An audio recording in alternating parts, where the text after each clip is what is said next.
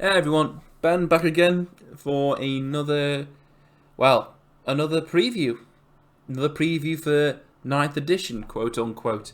And, well, we've already had a quick sneaky peek at the Crusade system, which has got me interested. And now it seems that they're tackling the other half of that particular coin, which would be competitive matchups. Now, how can I put this? I don't play competitive 40k, but I play competitive 40k. I'm not a meta list guy. I'm not a tournament guy. I won't cookie cut a list to its absolute zenith and milk out the complete potential of an army. I won't do that. I can't do that. I don't have the tool set or the patience for it. I try and make my armies fun to play with when I do have games. But as I've said before in previous videos, there's always a slow creep towards optimization, because at the end of the day, you do want to win. It's a game.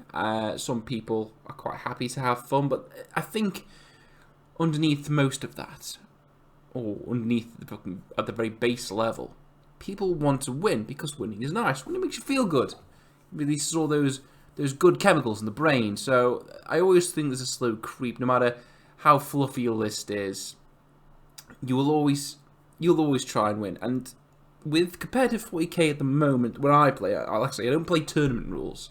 I don't use any tournament rule sets or anything like that. When me, Jamie, and Chris play 40k, we tend to use the objective cards. Things like you draw like priority orders received, deny the witch, that kind of thing, harness the warp. And one of the largest issues with that sort of randomized system, with any randomized system, it is completely random. You're putting yourself in the hands of the gods, really, and they can be fickle. In a game, you could absolutely smash it as far as drawing good objective cards. You could have an amazing set of objective cards, ones that you can, with your particular army type, score relatively easily. And then again, it could swing between that, anything in the middle, and the absolute worst, where your army type is not favourable because you're bringing something that wouldn't be classed as an optimal army or a good build for an army, and then you draw the kind of cards that you're like, how I can score this technically. It's theoretically possible for me to score this, but realistically, I'm never going to score this card.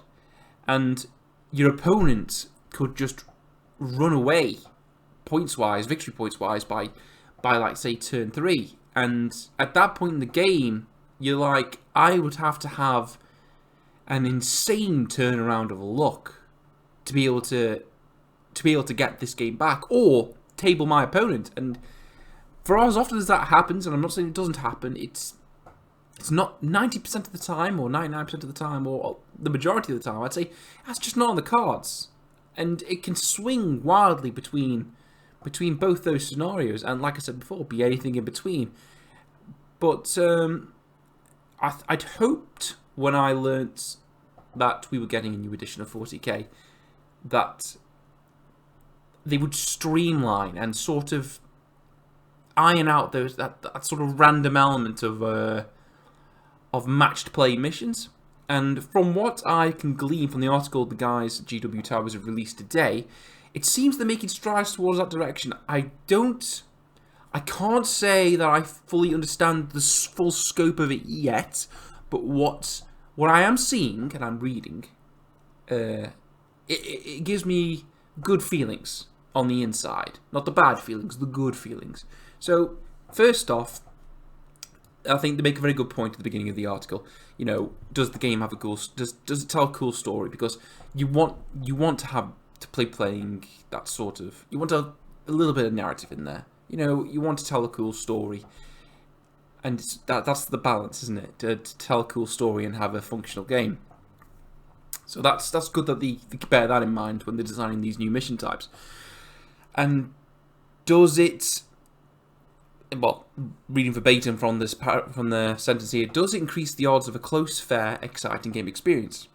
And that's also another vital pillar of the match play system. It's got to be fair. Both sides have got to be... They've got to both have equal opportunities to seize victory.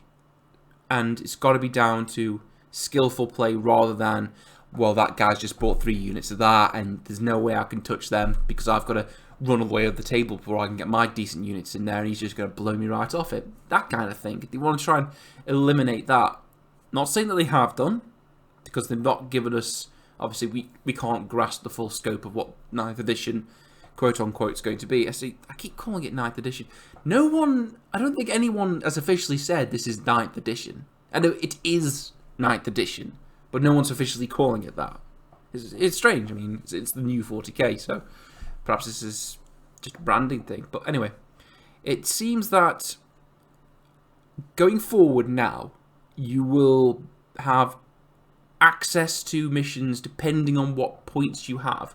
So you can't just pick any... You can't just build, let's say, a 2,000 point army and have access to every single mission in the roster. Going forward, they seem to be limiting you to the missions you have available to you. Now, whether that's you can get these missions in this bracket or it's these missions and up above that bracket, it remains to be seen. And that ties in, as you can see from the article here, that also gives you the command points that you have access to per round. I still believe that is the case, that in the command round you will generate those command points. I don't know if you'll get anything on top of that for having detachments. We don't even know if detachments are still going to be a thing, even though I can only assume they are, because they did say the Vigilus book, not the Vigilus, the Psychic Awakening books are all going to be relevant, and I think that detachments have been mentioned in them. I can't be sure. Don't quote me on that. Obviously, show up in the comment section below, but I don't think they're going to kibosh. Obviously, building detachments like a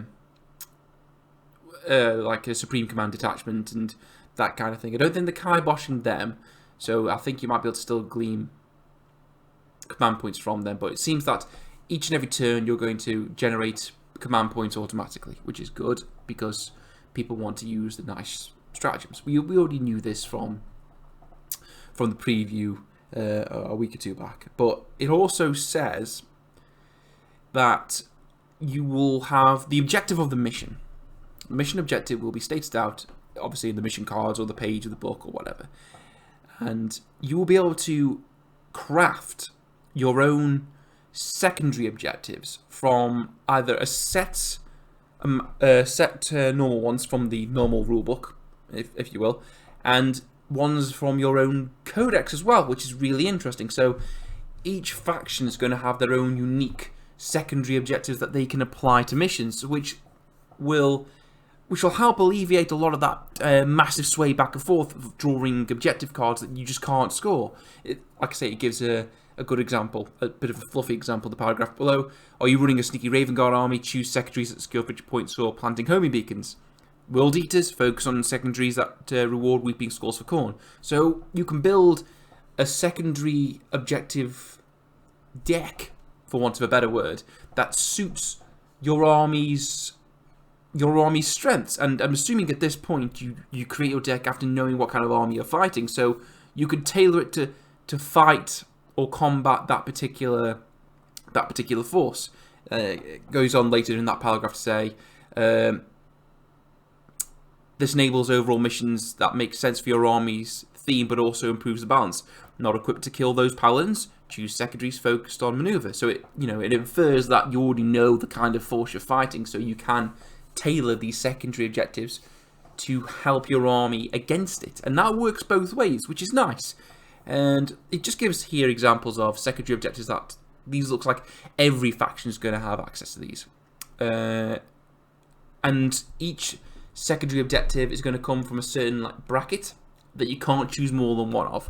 So you've obviously got the Purge the Enemy bracket here, I think, the No Mercy, No Respite bracket, Battlefield Supremacy bracket, and we don't know how many of these you'll be able to draw, secondary objective-wise. It might differ on the mission, or it might just be a set amount. We don't know that yet, but it seems that you can only draw one per bracket. So you can't just go, I'll just focus on kill points and I'll score loads. No, you've got to balance it that way. So you've got to pick from multiple brackets, but you can tailor it to your strengths, which, again, excuse me, I don't know what's wrong with me today. Other than the fact I've just finished work and I'm pretty tired. But yeah, otherwise, it just eliminates a bad draw where you could just have the absolute worst luck, come up against the counter for your army, and just have awful cards and that kind of thing. So that is a really good step. Looking at these small previews is a really, really good step in the right direction. And it seems that when you're scoring some objectives now, that you're giving up that unit's turn to do anything, because it would sort of make sense that way. So right now in 40k, you can sit on an objective, and you can still shoot, charge, fight, smoke, drink, do all the good stuff that you normally do. But in the new edition, if you choose to, let's say, secure an objective, or plant a recon device, or do anything, thematically like that, you've got to give up, if I'm reading this correctly, you've got to give up your turn, your action for that particular unit, which gives it tactical options. Are you so focused on that objective that you're willing to give up potential firepower that unit could lend in thinning out the enemy's ranks? Are you going to go for that objective? Are you going to secure it? Or are you going to charge the combat that's going on and potentially help out the other forces you have engaged? It gives you a sort of tactical decision there, which is really, really good.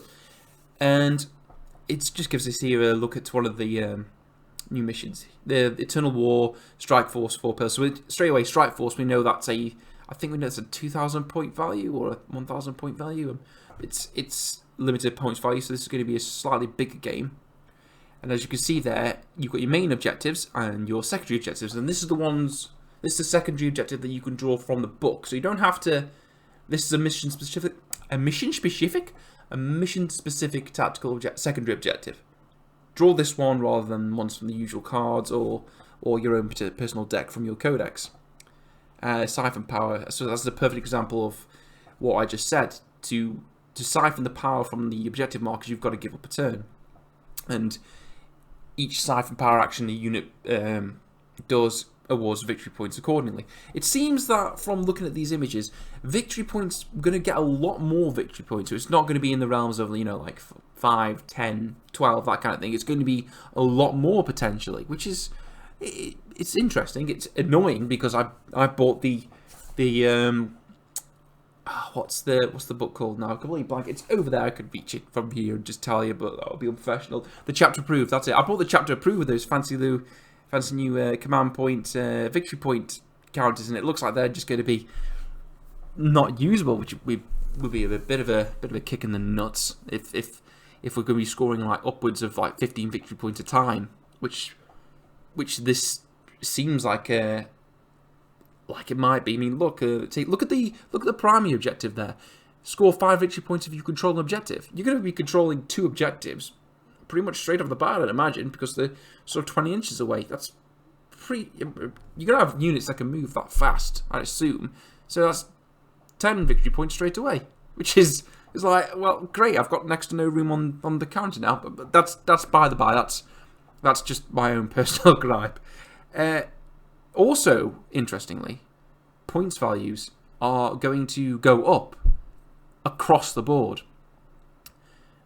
And the reason they're giving here is, I quote, "Firstly, games will play faster, generally speaking, smaller armies on either side." So by making points values go up, you're reducing the amount of models on the table. I get where they're trying to go with this, because they want to encourage more people to play 40k and make it more accessible. So obviously, if you make the lower point games more accessible, then you're obviously going to get more people into the hobby. I think that's the angle they're going for here. Speaking as a Tyranid player, I'm used to having quite a lot of models on the table, like lots, 120 plus, just like gaunts and things like that. So I don't know how that would limit the effectiveness of those like horde units if you're just upping the points values of everything across the board. It might all work out on the wash. It might just be moving everything slightly to the right, if that makes sense, for want of a better phrase, and everything might all balance out. But it's one of those things that I'm looking at it, and the way I'm reading it doesn't make sense in my head, but a load of other people will read that and be like, "Oh yeah, that makes perfect sense." It's strange like that, and going through this preview for the match play, I am encouraged. I'm encouraged. I really am. Moving away from that random element of objective cards is good. As much as I enjoy the objective cards, and I enjoy obviously getting a good run, that kind of thing. It's nice to do. It's nice to have. I also hated the fact that when you had a bad run, it just makes it makes everything a lot harder than it has to be, and things become insurmountable. It can quickly get away from you. Moving away from that is it's just a good thing. So yes, thumbs up from me. Just tentatively thumbs up. Looking good on the old match play front. They also drop a little bit of information at the bottom here about the app. This app is something I'm watching keenly. It could be. This thing's got so much potential. Me, Jamie, and Chris have mentioned it in previous videos. This thing could be. It could be like the linchpin of like everyone's 40k games. You make your, and not just 40k games, just like 40k, just 40k sort of 40k world, for want of a better word. You could plan your missions through there. You could build your lists through there. You could have advertisements for like White Dwarf, Black Library through there. Subscription services, access to new and different things. It could be a real game changer. But if that's what they're going to go for, and I think they'd be stupid if they didn't even at least consider it, the price point has to be right. It's got to be right. It's one of these things like apps and subscription services. They live and die on the price point. I've said to many people things like Amazon Prime. Amazon Prime, going off a little bit of a tangent here, will net you the delivery service and the streaming, the video streaming, and then they've got Amazon Music for I think it's like $8.99 here in the UK, and it's like a lot of money. It's a lot of money. If that like rounded my Amazon account up to a nice, like a net figure that wasn't like practically paying for Amazon Prime twice, then I'd pay for it. But the price point has got to be right for this app if they are going to think about doing the subscription format. Well, anyway, a lot of random waffling on this video.